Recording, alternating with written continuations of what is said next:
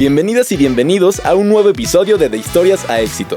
Hoy nos acompaña una mujer que ha sabido combinar la fuerza del alto rendimiento deportivo con la estrategia del mundo financiero. Montserrat Hernández Espinosa es consultora senior en proyectos de infraestructura y una campeona nacional e internacional de taekwondo. Desde los 4 años en el tatami y hoy en la mesa de decisiones, Montse es un ejemplo vivo de cómo la disciplina puede trazar el camino hacia el éxito. Prepárate para una historia de enfoque, constancia y valentía. Bienvenida, Montse. Hola, muy bien. Muchísimas gracias por la invitación. Estoy muy feliz de estar aquí con ustedes. Ya nos dimos cuenta que haces todo lo que se puede hacer, que eres una persona que siempre está de aquí para allá, pero para poder abrir este espacio quería preguntarte que más allá de lo que haces hoy a nivel profesional, de lo que has ganado como deportista profesional de alto rendimiento, ¿quién es Montserrat Hernández? Yo diría que lo que me define a mí en una palabra sería la valentía. Creo que siempre he sido una persona que tiene sueños, como todos, y que a través de la valentía se da el valor de poder cumplirlos, ¿no? Lo primero que pasa por mi mente cuando quiero lograr algo es eso, que quiero que se convierta en un sueño y después de ahí tener ese coraje, esa valentía de arriesgarme y decir, yo puedo hacer eso que en mi mente, si mi mente dice que puedo hacerlo, sé que puedo lograrlo. Tú eres alguien que donde pone el ojo, pone la bala. Así es. Perfecto.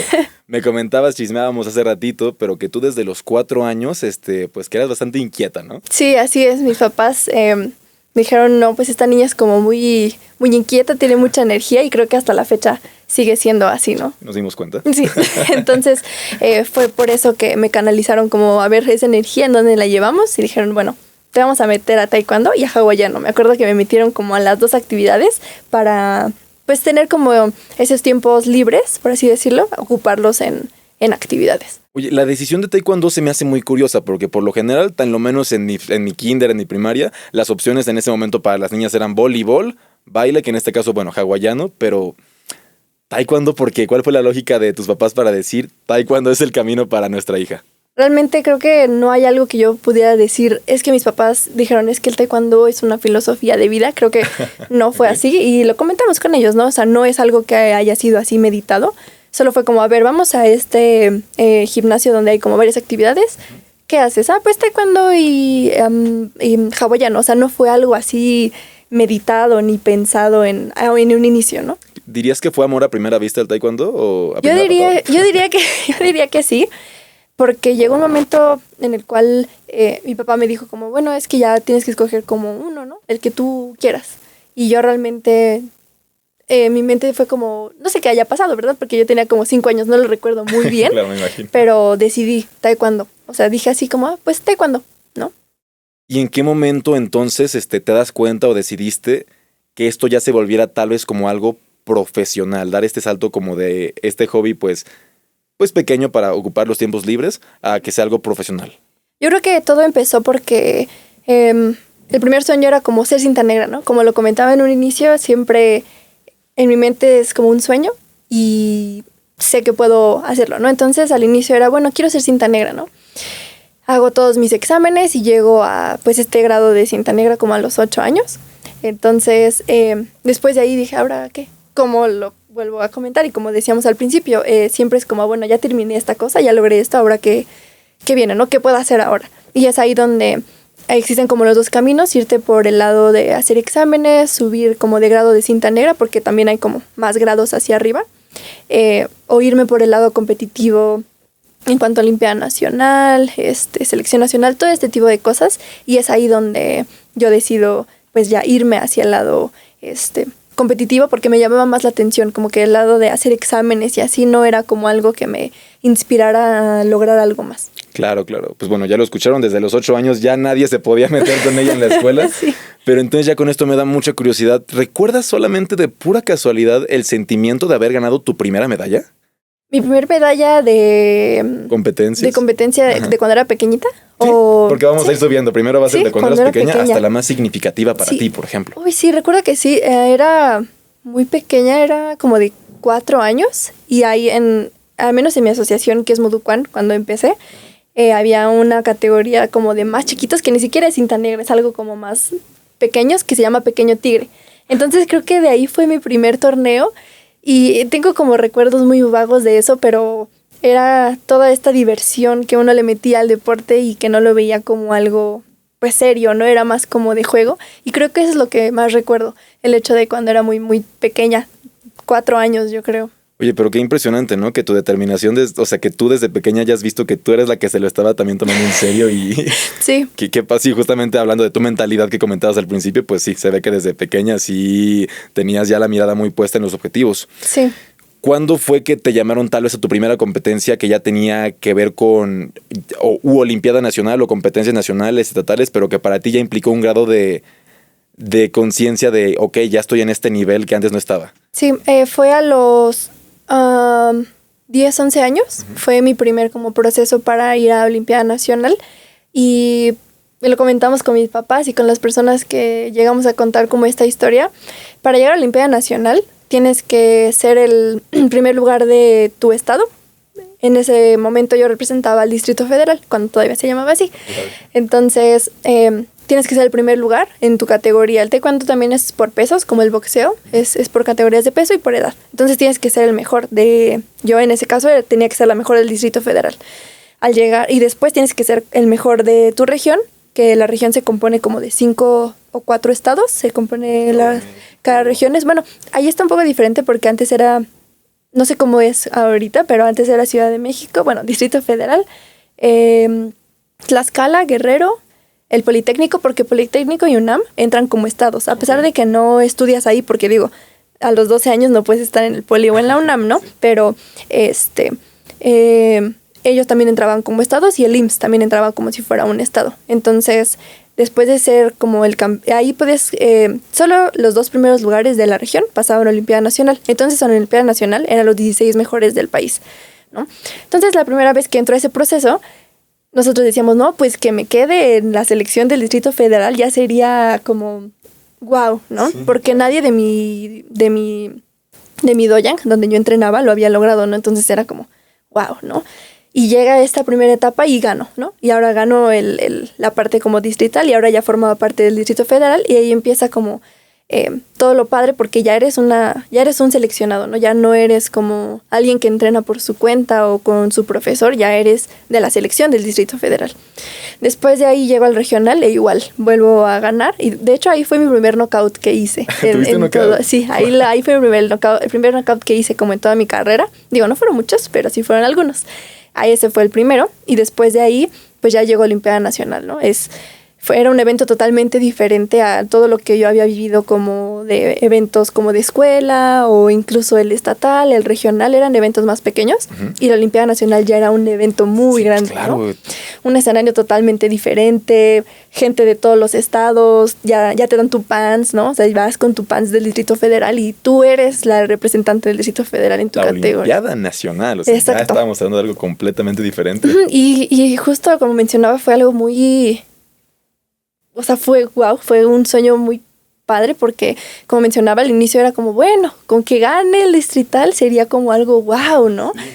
Y una vez que ganó, como ya lo he dicho, es como, bueno, ahora el regional, y no, ahora la Olimpiada, ¿no?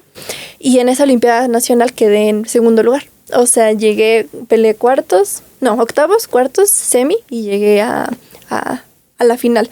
Ahí hubo un error estaba como muy nerviosa, y yo me confundí de color, o sea, yo pensé que yo era el otro color porque la pantalla estaba cambiada. Entonces me equivoco de color y pienso que yo había ganado y al final le dan el gane a la otra competidora y es cuando me doy cuenta que yo era el otro color, ¿no? Fue totalmente algo pues sí, no estaba como concentrado, quizás sí lo estaba, pero no enfocada como a los colores, no sé, algo pasó ahí en ese momento pero digo, en primer Olimpiada Nacional haber llegado como a segundo lugar, a plata, entonces fue como wow, ¿no? El sueño que era como así pequeñito de formar parte de la selección del Distrito Federal se convirtió a ser pues el segundo lugar de México, ¿no? Entonces ahí fue como la primer competencia pues ya a ese nivel de Olimpiada Nacional. Sí. Y hablando de esto, mira, me comentabas, o sea, de todo lo que tuviste que pasar para llegar a las primeras Olimpiadas Nacionales. Pero al mismo tiempo que pasaba esto, tenías 13 años, ¿no? Sí, ahí tenía 11 o 12. me imagino que fuiste creciendo, pero al mismo tiempo, pues mira, tus amigos en ese momento y sobre todo cuando llegaste secundaria, preparatoria, pues se iba haciendo tal vez una brecha un poquito más grande entre lo que tú hacías y lo que tus amigos en ese momento hacían, ¿no? Que mientras ellos tal vez podían jugar, estar en la escuela, salir de fiestas, tú tenías que estar en otro ambiente totalmente diferente, ¿no? Sí, justo mi último año como en escuelas fuera del deporte, por así decirlo, fue la primaria, porque ya en la secundaria entré a el CENAR, que es el Centro Nacional de Alto Rendimiento, y ahí era donde estudiaba, comía, entrenaba, o sea, ya hacía todo. Es un centro, la verdad es una iniciativa muy buena que se hizo pues en el país para poder concentrar a todos los talentos y que pudieran pues dedicarse a entrenar, ¿no? Entonces, realmente sí existía como una brecha de mis amigos de la primaria que con mis amigos de la secundaria, porque los de la secundaria ya eran de deportes como natación, clavados, boxeo, gimnasia, o sea, como que ya eran de todos estos diferentes deportes, igual los mejores del país, concentrados ahí. Ya, pero entonces tu círculo sí era como de deportistas. Sí, completamente. Entonces, no, ya me doy una idea, porque yo pensaba más bien que tal vez tenías que estar estudiando en otra preparatoria secundaria y luego tener que entrenar, pero ya que todo se concentrara en un mismo lugar, pues hacía que esto fuera más sencillo, incluso un poco más sencillo, ¿no? Sí, era un poco más sencillo porque todos íbamos como en la misma línea, todos estábamos como enfocados en lo mismo, a pesar de que éramos diferentes deportes, claro. Pues todos íbamos como por el mismo objetivo al final. También estoy viendo por aquí que tienes pues bueno, varias medallas. Me comentabas aquí también que tenías la del US Open, que debido a tu disciplina, a tu talento, a todo lo que estabas haciendo, pues pudiste irte fuera del país para seguir compitiendo, ¿no? Sí. ¿Nos puedes comentar un poquito de esas experiencias que tuviste a nivel internacional? Sí, la primera vez que salí a competir pues en el extranjero fue en un torneo como un poco más grande, fue el US Open de Las Vegas. Bueno, se celebró ese año en Las Vegas. Ese torneo todavía fue pues totalmente financiado por mis papás. Todavía la CONADE, el gobierno todavía no me pagaba como esas competencias. Entonces era como, bueno, pues vamos todos al sueño. Y digo todos porque mis papás siempre han estado conmigo en todas las competencias. O sea, si yo me tenía que ir a Monterrey, íbamos los 4 porque son mis papás y mi hermana, ¿no? Entonces los 4 a Monterrey y los 4 vamos a todos los estados a los cuales toque la competencia. Entonces los 4 pues salimos hacia el sueño de ver qué pasaba en un US Open de Las Vegas. Y como comentábamos hace ratito, pues siempre un US Open, ya sea de tenis, de cualquier deporte, cuando se hace en Estados Unidos es el US Open, ¿no? Sí, claro, total. Entonces llego a este nuevo escenario y algo totalmente diferente a lo que yo había estado incluso acostumbrada en cuanto a competencias nacionales, ¿no? En mi primera competencia internacional, muchos nervios y de nuevo, ¿no? O sea, el sueño era como, pues vamos a ver qué pasa, pues tú entrenaste mucho y pues vamos a ver qué, ¿no? Que para qué nos da pues todo el esfuerzo que hemos como acumulado, ¿no? Y me convertí en campeona del US Open en mi primera vez, entonces Híjole. Fue algo muy especial para mí porque, como lo mencionaba hace rato, creo que el sueño de todas las personas es que sean reconocidos mundialmente, ¿no? Claro, totalmente. Oye, también ganaste unos Panamericanos? Sí, así es. Híjole, o sea, ¿qué fue primero, el US Open o los Panamericanos? El US Open, porque eso fue en el 2012 y el campeonato panamericano fue en el 2015. Ok, oye, ibas colectando medallas de año tras año. Sí. Ganar en el extranjero, me comentabas que claro que es una sensación muy diferente. ¿Qué se siente? ¿Cuál es la sensación física y emocional que tienes cuando escuchas tu nombre como ganadora? Que tienes tal vez la bandera del país ahí, que estás en primer lugar con la medalla. ¿Cuál es la sensación de estar en ese momento presente? Sí, yo creo que cuando se vivió un poco más fue en el Panamericano, porque en el US Open es algo más como pues más ¿interno? Un poco más cerrado, más interno, como que no, de cierta forma, y yo no estaba representando a México como seleccionada nacional. Yo estaba representando a México, pero porque yo fui a la competencia, ¿no? Estaba representando a ti, ¿no? Exacto, claro. Exacto, y de cierta forma también a México, pero no de forma como seleccionada nacional, ¿no? Fue hasta el Panamericano. Bueno, hubo un Panamericano antes, pero ahí no se vivió tanto porque no gané, quedé en plata, pero en el Panamericano que sí gané, ahí sí, ¿no? Yo era la representante de México, o sea, de nuestro país en el campeonato panamericano. Y cuando llega la premiación, ahí se hacen como la premiación completa, una ceremonia, el podium y las banderas las como que las elevan, ¿no? Sí, y claro. Estaba como la bandera de México enfrente, bueno, en medio, y empieza a sonar el himno, ¿no? Fue la piel chinita se me puso. Sí. Fue un momento de los que más atesoro en mi corazón. Creo que fue algo especial por muchas razones, porque pues ese torneo pues era como el culminar todo 2 años de toda la carrera, ¿no? Pero el sueño que nació tardó en 2 años en poderse pues ver realmente en una medalla, en un escenario ya físico, algo tangible. Y ahora siempre que escuchamos como el himno nacional, ya sea en la radio o en los partidos, cuando juega México, claro, o en cualquier lugar, o cuando en las competencias de box y así, se siente como ese recordar esa nostalgia de decir, bueno, yo también estuve ahí, ¿no? Claro, claro. Oye, bueno, me comentabas que tus papás estuvieron siempre acompañando junto con tu hermana, ¿me decías? Sí, con mi hermana. En todo este proceso de acompañarte a viajes a Monterrey, a Estados Unidos,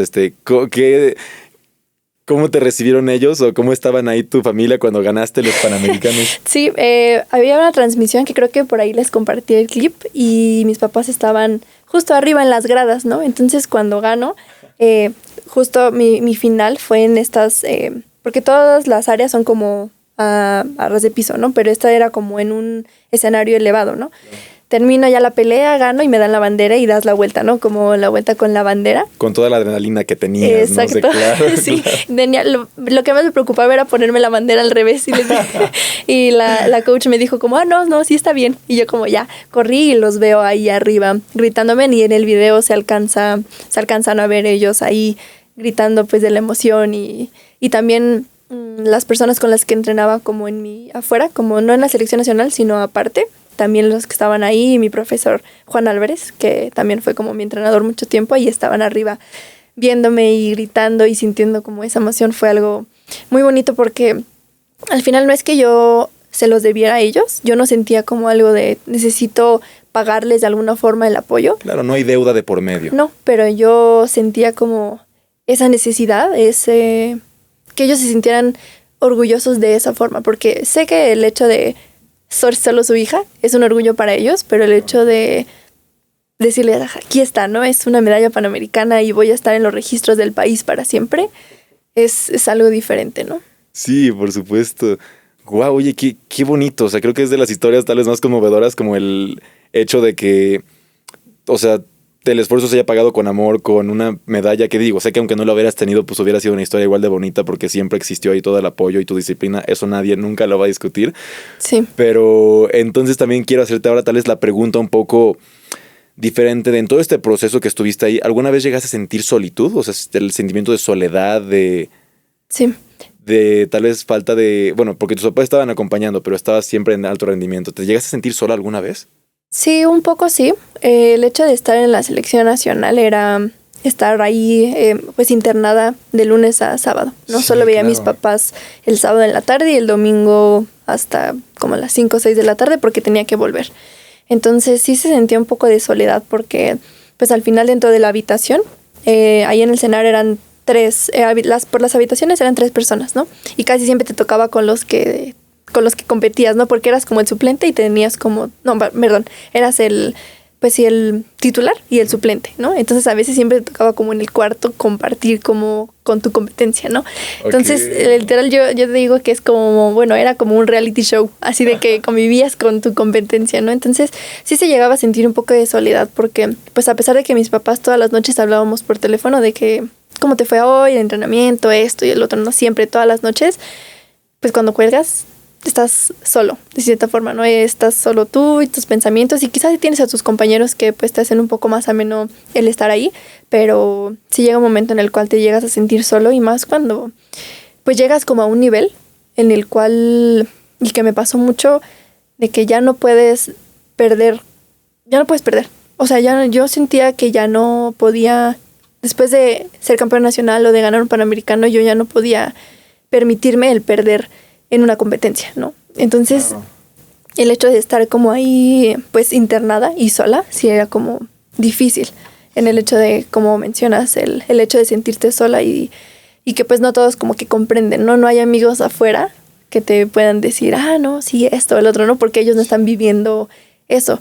Y de cierta forma también buscas que tu familia no se sienta mal de que tú llegues a estar mal, ¿no? Siento que de cierta forma también dices, bueno, si para mí es duro, yo sé que para ellos también, entonces voy a hacer lo mejor que pueda y mantenerme como bien. Igual hablando como de estas bases fuertes del taekwondo, pues tenemos, bueno, y de cualquier deporte de alto rendimiento, pues siempre tiene que haber un equilibrio entre lo que es lo mental y lo físico. Tú entonces ahorita que me mencionaba esta parte como de este sentimiento de no puedo perder, de no puedo preocupar a tal vez a los demás, ¿cómo lograbas encontrar estos puntos de equilibrio entre lo mental y lo físico? Yo creo que, como mencionaba, la valentía. O sea, yo creo que el hecho de ser valiente y decir, a ver, ya estoy aquí subida en el barco, ya no me puedo bajar. Y también sí hubo momentos en los cuales yo decía, ¿sabes qué? Yo creo que ya no. Entonces, siempre fue esa valentía la cual me decía, ¿cómo no? O sea, si ya estás arriba y ya hiciste esto anterior, ¿por qué no podrías hacer ahora la siguiente cosa? ¿No? Entonces, yo creo que la valentía totalmente fue lo que me ayudó a decir, puedes hacerlo y vas a hacerlo y puedes ir por más, porque realmente a mí me encantaba entrenar. O sea, yo creo que a veces cuando tenía como problemas personales o así, cuando entraba como al área a entrenar, me encantaba porque se me olvidaba como todo y solo me dedicaba como a entrenar, ¿no? Entonces, yo creo que eso, la valentía, era lo que me ayudaba a encontrar como mi centro y decir, a ver, sí está exigente, pero sí puedo. O sea, sé que lo he hecho antes y sé que voy a poder hacer ahora esta nueva cosa, ¿no? Y qué bonito, porque digo, desde que abrimos la plática que tú mencionabas que desde pequeña eras aguerrida, eras, no sé, disciplinada, que nada te iba a hacer caer en ese sentido, pues qué bonito también pensar que tu niña chiquita siempre te acompañó hasta el día de hoy, ¿sabes? Entonces, y que te sigue acompañando. Sí. Me hablabas como de estos momentos. ¿Tú crees que hay algo que, o ya sea la CONADE o los organismos deportivos que tuvieran que ser estos encargados, crees que pueden hacer cosas o podrían hacer mejores cosas para que ustedes tuvieran mejores condiciones para su bienestar mental? Yo diría que sí. Yo creo que, por lo que tengo entendido en otros países, no existe como un centro nacional de alto rendimiento en el cual concentras a todos y no pueden como estar con los entrenadores que ellos eligen, ni con su familia, ni con la alimentación quizá, sí seguida de un nutriólogo, pero en casa. O sea, como que no existe esto. Entonces yo creo que de cierta forma podría ayudar el hecho de no concentrarlos quizá tanto tiempo por un periodo tan largo de tiempo, quizá que solo sea como por competencias, concentrar como a los competidores, que quizá los adultos ya es un poco más fácil, ¿no? Porque tienen un poco más de libertad, pueden salir, pueden hacer otro tipo de cosas, pero yo creo que los que son más pequeños sí es un poco pues complicada esa parte de estar lejos de tu familia, ¿no? Pero a la vez creo que es encontrar como justamente el punto medio, porque también es importante, ¿no? Como mencionaba, creo que es una buena iniciativa pues del gobierno el haber hecho ese Centro Nacional de Alto Rendimiento, pero yo creo que sí sería importante quizá que fuera un poco más espaciado a esas edades. Claro, y por ejemplo, ahorita que mencionamos, bueno, tanto del alto rendimiento, ¿qué es lo que hace que un deporte sea considerado como alto rendimiento? Yo consideraría que el hecho de que un deporte sea de alto rendimiento, y me lo mencionaba, bueno, siempre lo mencionaba el profe Juan Álvarez, que como mencioné también es uno de mis entrenadores, el alto rendimiento es cuando arreglas toda tu vida para poder entrenar. O sea, tu prioridad número 1 es entrenar. Sí tienes que ir a la escuela, sí tienes que comer, sí tienes que hacer tus otras actividades, pero tu actividad número 1 es entrenar, y tú ves cómo acomodas tu vida para poder hacer tus entrenamientos, cumplirlos al pie de la letra, ¿no? Entonces yo creo que eso es lo que hace que un deporte se convierta a ese nivel de exigencia de alto rendimiento. Oye, pues sí, bueno, sí, ya ahorita que mencionamos en la parte de girar tu vida alrededor del deporte o poder construirla, pero que sabemos que va a rodear siempre al deporte, ¿cuáles fueron estas cosas más difíciles que te tocó enfrentar como deportista? Yo diría que justamente la parte mental, de la presión que yo misma me ponía encima, de decir no puedo perder porque ¿cómo? O sea, como si ya gané esto, la gente va a decir, uy, no, eso lo ganó porque fue muy fácil, ¿no? O sea, si ganan el Panamericano y ahorita yo le gano, es como si yo hubiera ganado, ¿no? Entonces creo que eso fue de lo más duro y de lo que me comía un poco más la cabeza, el hecho de decir no puedo, o sea, no me puedo permitir. Y si llegaba a pasar, o sea, si llegaba a perder, para mí, o sea, se nublaba como el mundo y mi vista ya no veía como para dónde hacerme, ¿no? Wow, ok, sí, no, digo, es que de verdad tu historia se hace cada vez más extensa, más fascinante. ¿Cuándo fue que empezaste entonces a tomar la decisión de que tal vez el taekwondo ya no iba a ser como tu prioridad para alto rendimiento? Porque ahorita me estás comentando desde tu trayecto, la gloria deportiva, el apoyo de la familia, este tema mental de no saber cómo de repente lidiar con el no, cómo no voy a poder. ¿En qué momento fue que ya te empezaste a dar cuenta que tal vez ya no era tu camino o que ya querías alejarte un poco? Yo creo que después de que gané el Panamericano, después vino un torneo para ir a un mundial. Entonces pierdo en la primera pelea, ¿no? O sea, en el como la Olimpiada Nacional, pero es otro evento que se llama Selectiva Nacional, que es como una Olimpiada, pero ahí van todos, o sea, pueden ir todos, ¿no? Entonces es ahí donde pierdo y digo, ya no quiero, ¿no? O sea, literal, esas fueron las palabras que les dije a mis papás, de que ya. ¿Cuántos años tenías Se ahí? acabó y fue cuando tenía 16. Okay. Fue cuando dije, se acabó, ya no como quiero seguir de esta forma, ¿no? Después pasaron como otras cosas, porque yo seguía como en la selección nacional, pasaron como otras cosas, otros problemas, se fue como haciendo la bola de nieve más grande hasta que explotó, ¿no?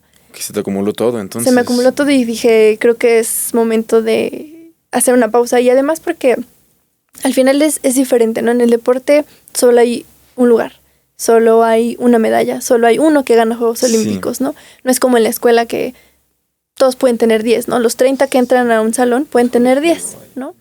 Y si sales al mundo laboral, hay muchas opciones en las cuales tú te puedes, pues, enfocar o dedicar, ¿no? Pero en el deporte solo hay una, ¿no?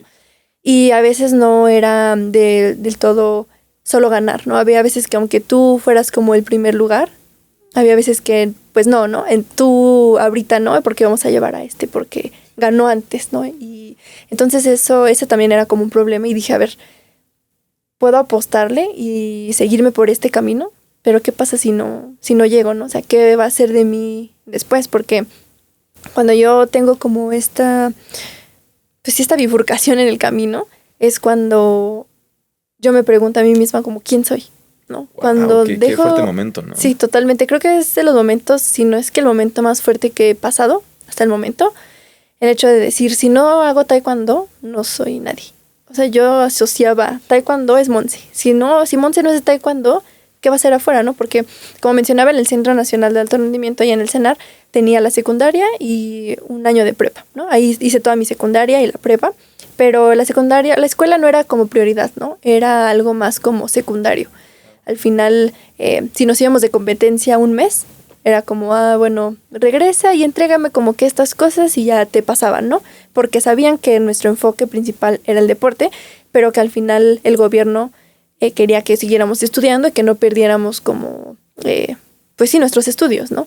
Entonces, cuando yo dejo como el taekwondo, digo, ¿qué voy a hacer afuera, no? Porque el nivel de la escuela adentro, pues era, como mencionaba, era como muy, muy bajo, era muy básico. Entonces dije, ¿cómo voy a hacer una prepa? ¿Cómo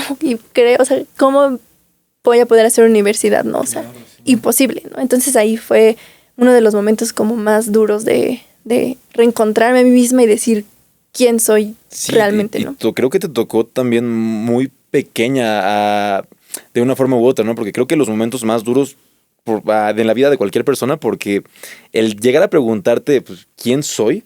Es creo que de las cosas más retadoras, porque sí, nos asociamos como soy deporte, soy no sé, soy mi carrera, sea lo que quiera hacer, ¿no? Pero soy algo y cuando te quitan eso o cuando te quitas eso que según tú te hacía ser quien eres, pues entra un proceso creo que muy hasta filosófico en la cabeza de todos nosotros, ¿no? Sí. Y que lo hayas tenido pues apenas como entrando a esta etapa entre prepa, universidad y que te hayan quitado, entre comillas, todo lo que se suponía que tenías que ser. No puedo imaginarme esta batalla mental que tenías para volver a reconstruir tu persona y más que reconstruir, encontrar el núcleo de lo que eras, que se me hace muy bonito, porque circulando al principio tú eres valentía. Sí. No eres taekwondo, eres valentía. Entonces eso está... Me imagino que entonces eso fue lo más difícil de la decisión, ¿no? El encontrarte con quién eres. Creo que... Sí, completamente.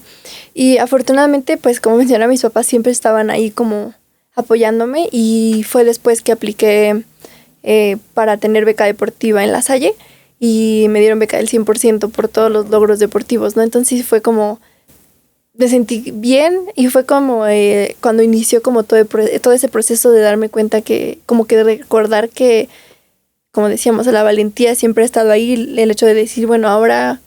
Quizá no tuve como esas bases de una escuela por muchos años cuando estaba en el CENAR, de una escuela realmente lo que es pues un una institución escolar, pero sí puedo hacerlo, ¿no? Entonces ahí fue que se volvió como a retomar todo y la confianza y todo este camino de volver a esos principios de la valentía y demás. ¿La Salle fue prepa? Sí, La Salle fue prepa. Y la universidad ya fue La en la Anáhuac, ¿no? Sí, de hecho, bueno, a mí me ofrecieron irme a la Anáhuac desde que iba en la secundaria. Okay. Como mi papá me ayudaba, bueno, mi papá hacía videos de como los highlights de mis peleas a nivel nacional. Las publicaba en YouTube y pues de ahí, sí. Qué bonito. Y de ahí pues muchas personas me empezaron a conocer y que autógrafos y esas cosas por los videos, la vida ¿no? de artista, Sí, era muy bonito, la verdad. Yo me emocionaba más que ellos cuando me pedían un autógrafo, ¿no? Entonces, a partir de que pues él me ayudaba como bueno, él hacía esos videos porque pues nos gustaba. El director de la Anáhuac del Sur como que vio un video y me habló por Instagram que quería como que yo me fuera a la Anáhuac y yo no sé qué sea la Anáhuac, ¿no? Porque en ese tiempo pues no tenía ni siquiera idea de que existía esa universidad y me ofrecieran como en el sur. Pero ya una vez que terminé la prepa decidí irme para la del norte y fue igual que me dieron beca del 90% en la Anáhuac del norte por los logros deportivos también. Sí, pues muy interesante porque entonces ahorita vamos a entrar a otra etapa que es la de... Bueno, no tanto adiós al deporte, pero sino adiós a todo el mundo que conocías para entrarnos a la parte desde pues la universidad y todo lo que es el mundo profesional. Sí, así es. Eso definitivamente es un tema que es, pues, dos mundos, como Hannah Montana, es lo mejor de dos mundos. Con razón me gustaba. Sí, totalmente. Pasamos ahora sí del Dobok a un outfit de empresaria exitosa. Sí. Nos quedamos en la parte en donde estábamos hablando sobre esa transición, el cuestionamiento filosófico de quién soy, y ahora sí ya en esa etapa de estar en la universidad. Me comentabas justamente que te daba un poco como dependiente del asunto de saber pues que era muy diferente el ambiente como del centro de alto rendimiento y la educación que recibías allá hacia ya una educación como de universidad donde todos crecieron como con la misma línea de pues de educación, ¿no? Sí. ¿Cómo fue para ti enfrentarte ahora en esta nueva batalla, en esta nueva pelea, pero que en el tema ya de ver cómo estaba tal vez esta brecha y cómo la fuiste afrontando? Sí, yo creo que fue difícil al inicio un poco el hecho como de quizá buscar compensar esos años perdidos de cierta forma en cuanto a el nivel educativo, pero fue en La Salle cuando empecé como a escoger este tipo de... cuando te dividen como por áreas. Ajá. Y fue que me fui por la parte como económico-administrativa y fue que pues ahí te dan como todas las bases y demás, entonces yo creo que eso me ayudó completamente a no sentir como una brecha tan grande pasando de la prepa a la universidad. Creo que eso me ayudó demasiado a no sentirme pues muy atrás en los temas o en todo lo que se hablaba como en clase, ¿no? Entonces creo que sin duda fue muy importante esa parte de preparatoria, que fue como aprende y rápido porque ya vas a saltar al otro, ¿no? Y entonces eso me ayudó a no sentirme pues tan espaciada. Sí, claro, y como alguien aquí no es determinada y donde pone el ojo pone la bala, ¿verdad? Pero sí, ok, pues está muy bien eso. ¿Y por qué la carrera económico-administrativa, por ejemplo? ¿Cómo tomaste esa decisión? Yo creo que pasa como todo, ¿no? Igual como de ¿por qué taekwondo y no hawaiano? Yo creo que algo que siempre está en mi mente es que no importa lo que yo elija, o sea, yo sé que nunca tomo la mejor decisión porque no es que lo que yo escoja sea lo mejor, sino yo elijo que lo que yo escoja sea lo mejor. Wow, sí, es una filosofía de vida pues que es importantísima. Sí, porque realmente es un azar, ¿no? O sea, si me hubiera ido por el lado de quizá en lugar de taekwondo irme por algo más de danza y así, siempre le comento con mi mamá y con mi hermana de que sé que si me hubiera ido como al lado de la danza, hubiera hecho como ballet y hubiera bailado en el ballet de Nueva York, el Lago de los Cisnes, ¿no? Claro. Y realmente es algo que digo, sí, o sea, lo hubiera hecho, ¿no? Porque como menciono, al final no es que yo tenga la varita mágica o tenga como, pueda predecir el futuro y decir, bueno, eso es lo mejor para mí y eso lo escojo. No, yo creo que lo que yo elijo ser, sé que es lo mejor para mí porque yo hago que así sea, ¿no?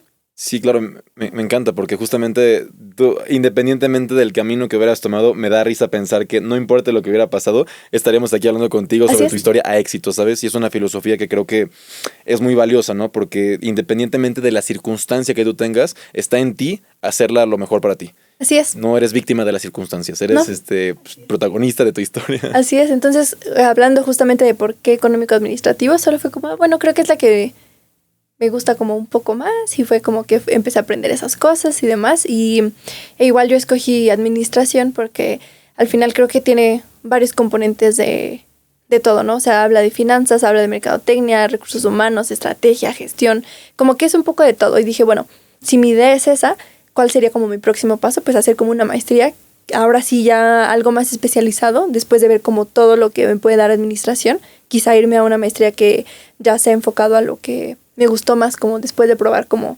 todo eso, ¿no? Y fue por eso que pues escogí como administración y luego ya maestría en banco y mercados financieros, algo más como hacia las finanzas. Claro, y tiene mucho sentido, ¿no? Porque ahorita que es, bueno, todo lo que agarraste en carrera, pues sí es muy formativo y te da las bases para hacer todo lo que necesites hacer para un futuro. Y eso me hace mucho sentido. Pero también me consta que en esta etapa universitaria y universitaria y de maestría, nunca abandonaste el deporte realmente. No, realmente no, porque como mencionaba hace un momento, pues fue con beca deportiva, tanto la licenciatura como la maestría. Entonces yo tenía que seguir compitiendo, pero ahora representando a la universidad, ¿no? En 2 competencias que son como las primordiales cada año, que es CONADEP, que es el Nacional de Universidades Privadas, y el CONDE, que es la Universidad Nacional, ¿no? Como Olimpiada Nacional, pero era Universidad Nacional, ¿no?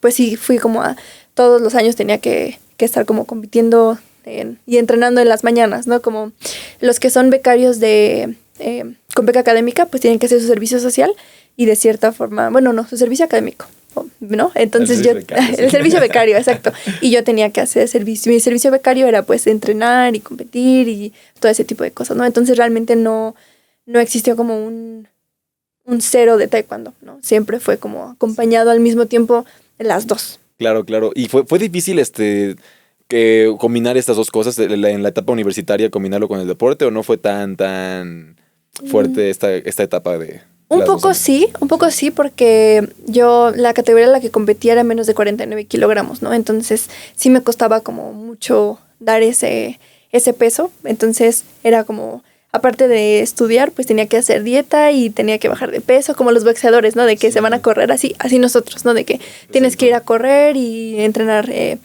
en la mañana, luego al mediodía y tus clases, y no puedes meter clases en la mañana porque tienes que entrenar, entonces ya te sales hasta las 10 de la noche porque si quieres meter como el plan completo, pues no es como que puedas irte saltando materias que son en la mañana, ¿no?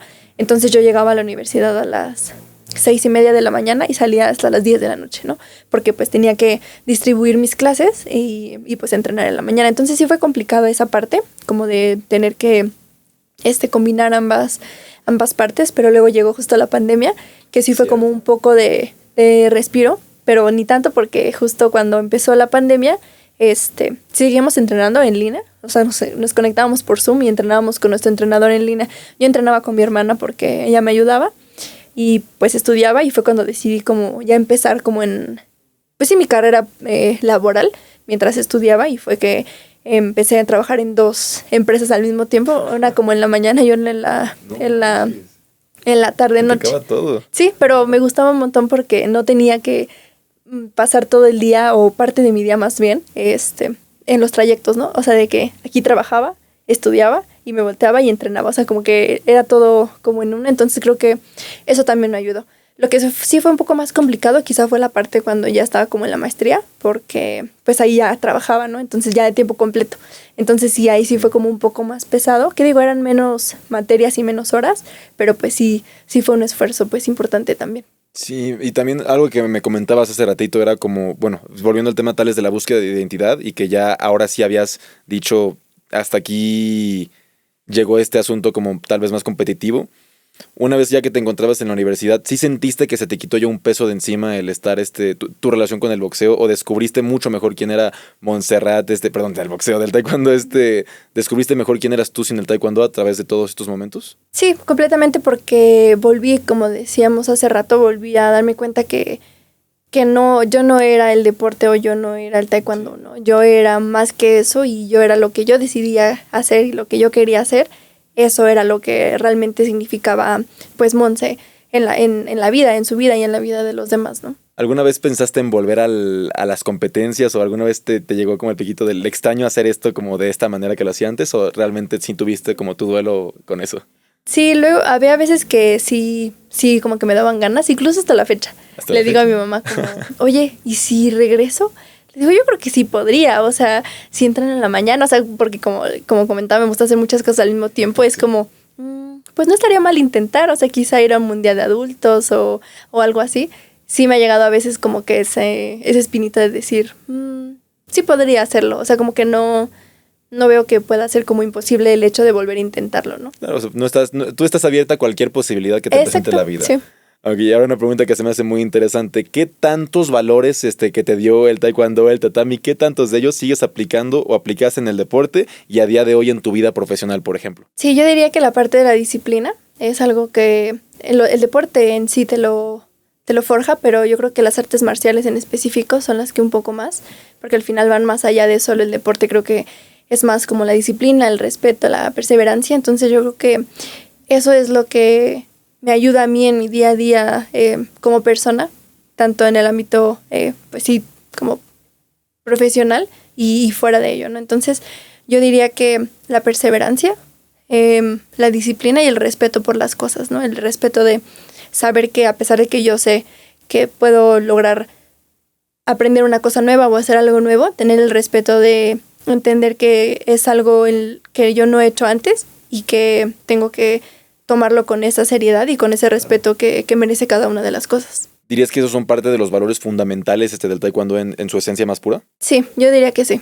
Y ahorita que mencionabas justamente la parte de artes marciales, ¿crees que nos puedas explicar un poquito qué es la marcialidad y cómo es que también se forma en tu vida? Sí, claro, yo creo que la marcialidad va más allá de lo que es el deporte en general, como lo mencionaba, es un nivel más allá en el cual existe el respeto, el hecho de no solo dentro del deporte, ¿no? Una vez que tú te quitas el dobo, que el respeto hacia todo lo demás, o sea, hacia las personas, hacia ti mismo, hacia tu entrenador, hacia los animales, ¿no? Hacia el mundo en general, creo que te da eso, ¿no? El hecho de esa marcialidad de, a ver, aquí me pongo mi cinta y aquí entreno y tengo que hacer saludo antes de entrar, saludo al salir, al inicio una meditación, al final una meditación, o sea, es como esas cosas que no todos los deportes dan, ¿no? Creo que las artes marciales como el taekwondo te da esos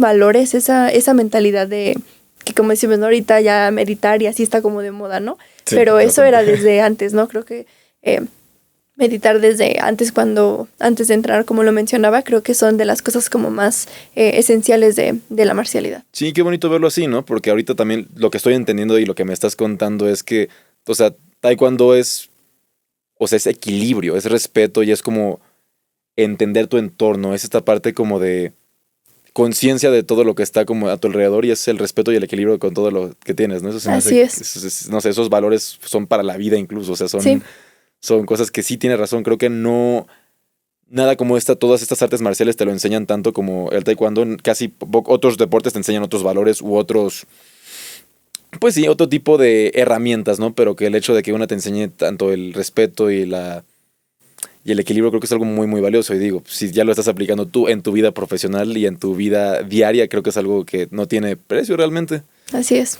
Voy a hacer una pregunta también porque hace rato me comentabas y quiero saber cómo llegó también esta parte, porque me comentas tu carrera de finanzas, tu carrera como de consultora, pero para quienes no lo sepan, también es agente de viajes de Disney.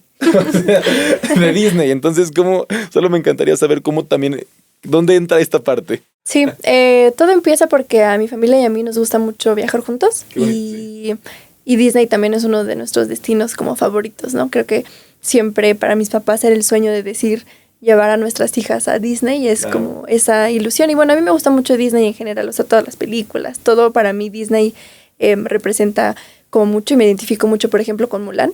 Me siento muy identificada con esa historia, ¿no? Entonces, como mencionaba, nos gusta mucho salir de viaje, entonces pues vamos ocasionalmente, vamos para allá. Entonces yo publicaba en mis redes sociales de que, bueno, estamos aquí en Disney, ¿no? O subía historias y ese tipo de cosas. Y muchos de mis amigos o conocidos me escribían de que, wow, qué padre, ayúdame ¿cómo le hago? ¿Dónde compro los boletos, no? Y me di cuenta que dije, bueno, a la gente le interesa ir. Y pues realmente sí es un mundo, decir como dónde son los tickets, qué parques, cuántos días, qué puedo llevar, qué no. O sea, realmente hoteles, sí, claro, exacto, es una investigación de días, literal, para poder planear un viaje a Disney, ¿no? Entonces dije, bueno, pues ahora quiero pues ayudar a las personas a que puedan ir a Disney y sea como un poco más fácil y transmitir como toda esa experiencia que ya hemos tenido nosotros en los parques hacia ellos. Entonces, igual, sonó en mi mente y dije, bueno, quiero cumplir ahora eso, ¿no? Entonces me puse como a investigar y demás y me certifiqué justamente con Disney para poder vender como estos planes personalizados a las personas. Y ya fue que empezó como esta nueva parte de mi vida de poder ayudar a las personas a través de Disney y así. Es que de verdad yo sigo sorprendido porque es que, a ver, además de ser experta en artes marciales, taekwondo, de ser senior consultant y además o sea, planeas viajes a Disney. O sea, es que se me hace muy divertido pensar que todo eso o sea, está concentrado en ti de una manera tan natural. Pero mira, y ahorita, bueno, menciono todo esto, pero ya que tenemos todo este bagaje, todo este contexto tuyo, si miras un poquito para atrás, ¿cuál crees que sea realmente tu definición de éxito? Yo diría que el éxito es cuando miras atrás y en esa retrospectiva te das cuenta que has sido lo suficientemente valiente para cumplir tus sueños, todo lo que has querido y que no te perdiste en el camino. Darte cuenta que todo lo que soñaste, tuviste ese coraje, esa valentía de decir, creo en mí y lo voy a hacer. Entonces yo creo que eso para mí es éxito. Y también otra parte importante es que uno no brilla solo. Yo creo que lo importante de ir cosechando y cumpliendo esos sueños, además de pues el brillo propio, es encender algo en los demás. Qué bonito. Que tú digas, cambié la vida de esa persona. De alguna u otra forma, al escucharme, al verme, al conocerme, creo que eso que enciendo en esa persona, y creo que igual por eso pues estoy aquí, ¿no? Híjoles, creo que de las frases más bonitas que he escuchado, encender una luz en los demás. Creo que, sí. Pues digo, tal menos en lo personal, para mí de eso a veces se trata la vida, ¿no? También de compartir todos los momentos y de, si le puedes encender una luz a alguien más, pues, qué cosa más bonita, ¿no? El hecho de poder aportar algo para alguien es, de manera desinteresada, se me hace algo precioso y, híjole, te traes la piel chinita, ¿no? Pero sí, así es. Ahorita, hoy por hoy, ya no te dedicas como al deporte de alto rendimiento, ¿es cierto? Así es, ya no. Que, bueno, sé que evidentemente no es un hobby, pero hoy por hoy, ¿tienes algún hobby o algunas otras cosas que ocupen el tiempo que antes tenía el taekwondo para ti? Además del trabajo, ¿qué otras actividades has descubierto después de, pues, ya empezando esta etapa de tu vida, ¿no? Digo que... Sí, pues debido a que pues todo el tiempo era como taekwondo desde chiquita y era como, pues no aprendí a nadar o a patinar o andar en bici, sí, aprendí de que solita en mi casa, ¿no? Pero cosas así que toda la gente o la mayoría de la gente sabe hacer, como nadar, por ejemplo, pues yo no sabía, ¿no? Porque o dedicaba mi tiempo a entrenar o en la escuela o ya no había más horas para poder aprender ese tipo de cosas. Entonces justamente este año dije, bueno, quiero aprender esas cosas que no aprendí porque dediqué pues mucho tiempo al taekwondo, ¿no? Entonces, y fue curioso porque en el gimnasio en el que empecé, ahí también tiene natación. Entonces ahí es donde empecé a ir a clases y así. Y al ir me di cuenta que todo fue como un círculo virtuoso en el cual yo entré ahí y eso me ayudó a crecer pues dentro del arte marcial y luego de ahí me llevó a ser parte de la selección nacional y eso a la náhuac y eso a tener un trabajo que ahora me permite pagarme las clases de natación ahí, ¿no? Entonces es como todo ese círculo y vuelvo a donde empecé. Y como comentaba, hace un mes también me invitaron a dar como una plática, bueno, no hace como unos meses me invitaron a dar una plática ahí en el doyang donde yo empecé. Entonces pues fue bonito el hecho de compartir el cómo también los niños pueden llegar a cumplir el sueño que ellos tengan, lo pueden cumplir, ¿no? Y creo que siempre hace falta alguien que te inyecte esa esperanza y diga, bueno, yo también puedo, ¿no? Porque a veces uno no ve el camino como claro y creo que es importante cuando alguien te dice, totalmente, se puede por aquí, ¿no? Y de hecho, ahorita me encanta que lo menciones, ¿no? Porque justamente fuiste a dar una charla como para niños de 5 años, ¿me decías? Sí, son pequeñitos, como de 5 como a 10, 12 años. Lo has mencionado también varias veces en esta entrevista, como varios diferentes cosas que han cambiado tu vida, pero igual, si hoy tuvieras a un niño, a una niña de 5 años que quiere dedicar su vida al deporte o a cualquier otra actividad que requiera disciplina, constancia y que sea también de su respectivo alto rendimiento, ¿cuál sería, qué le dirías a ese niño o niña que necesita escuchar un consejo de ti, por ejemplo? Sí, yo les diría que no se preocupen por el camino, sino que se den cuenta que lo que importa es la visión que tú tengas a largo plazo. No importa si en el camino pierdes, si en el camino te rindes de alguna forma. Creo que lo que importa es saber que tú quieres llegar a ese punto y que te van a pasar 1000 cosas, pero que si realmente es tu sueño, puedes hacerlo. No hay nada que si tu mente lo cree y cree que puede hacerlo, es porque realmente está listo para poderlo hacer. O sea, ese llamado no te llega solo porque fue una coincidencia. Yo creo que los llamados a la vida llegan porque tu cuerpo, tu mente, tu camino está destinado a que puedas hacerlo. Entonces, eso le diría, que no se preocupe por los pequeños tropiezos, incluso tampoco por las pequeñas victorias, ¿no? Yo creo que sí es de reconocerse cuando uno gana, reconocerse a uno mismo que ganó, que su esfuerzo se está viendo reflejado en una medalla, por ejemplo, pero yo creo que más allá de eso es el largo plazo y tener como una visión de decir, bueno, yo quiero llegar acá, y que nada en el camino sea tan grande como esa valentía de cumplir tus sueños. Claro, qué bonito concepto, ¿no? Como si la mente lo cree, pues también el corazón lo crea, ¿no? Entonces esto, no sé, creo que es mágico escuchar. Creo que cualquier niño que pudiera escuchar eso, pues sí tendría tal vez una sensación de más de alivio, como de esperanza para poder seguir siempre yendo hacia sus sueños. Así es. Ya así para acabar, a ver si lo tienes fresco, pero ¿cuál crees que haya sido el mejor consejo que jamás te han dado a ti? Yo diría... Creo que tengo que pensarlo un poco más, pero yo creo que el consejo como de mi familia en general y la filosofía que seguimos, que es en la cual que el éxito es una consecuencia natural del trabajo día a día. Y así es como nosotros nos regimos, nos forjamos. Creo que siempre el hecho de trabajar día con día y las oportunidades van a llegar. Y pueden llegar 1000 oportunidades, pero si no estás listo, van a pasar, ¿no? Van a pasar. Y si tú estás listo, puedes agarrar una, colgarte de ahí y de ahí pues ir saltando a más cosas, ¿no? Entonces yo creo que ese es como el consejo que siempre mis papás nos han dicho a mi hermana y a mí, y que pues es la filosofía de nuestra familia, por así decirlo. Pues ahí tienen un consejo de filosofía familiar, por favor, no lo desaprovechen nunca. También hay una frase complementaria, ¿no? Pero no me acuerdo cómo iba, pero es cuando te tocan y aunque te pongas, o cómo era. Casa producción, ¿saben cómo iba el dicho? Exactamente. Así es. Ahí tenemos ese libro. Sí. Y bueno, finalmente, ¿qué es lo que sigue para ti en el futuro cercano, lejano? ¿Qué es lo que sigue en tu camino? Sí, yo creo que me gustaría seguir compartiendo como estas experiencias que a veces ayudan a las personas a poder darse cuenta que el camino es difícil, pero que siempre hay una forma en la cual llegar, ¿no? Entonces yo creo que me gustaría quizá empezar como en la parte de la docencia. Creo que es algo que me gustaría compartir, las experiencias de alguien que, pues de mi edad, que puede compartir a la gente que está en la universidad, por ejemplo, pues experiencias de vida profesional pues temprana. Entonces yo creo que eso es lo que me gustaría hacer ahora, y no descarto en algún momento de la vida igual tener como mi empresa. Creo que también es algo que me gustaría con el tiempo hacer.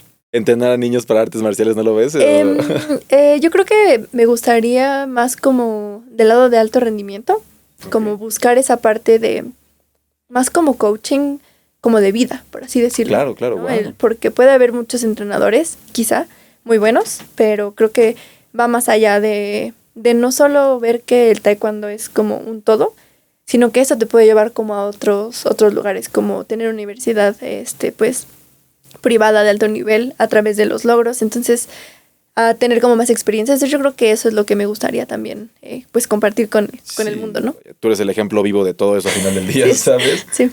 Pues, Monse, ¿alguna última cosa que quisieras decirle a cámara antes de despedirnos? Pues nada, creo que espero que disfruten mucho el capítulo, que si tienen algún sueño, que sepan que pueden hacerlo y que no hay nada en el mundo que realmente ustedes no puedan cumplir si tienen la valentía y el coraje suficiente para lograrlo.